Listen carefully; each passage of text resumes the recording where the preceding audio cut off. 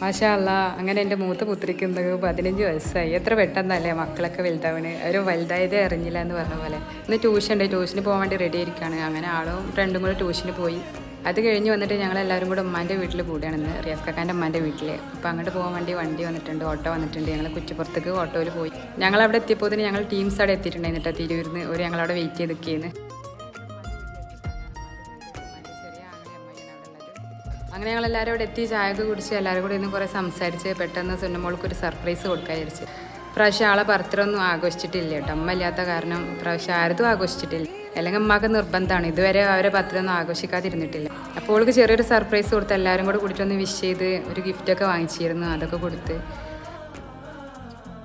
എല്ലാവരും കൂടി വിഷ് ചെയ്തപ്പോഴും ഗിഫ്റ്റ് കിട്ടിയപ്പോൾ ആൾക്ക് ഒരുപാട് സന്തോഷമായിട്ടാണ്.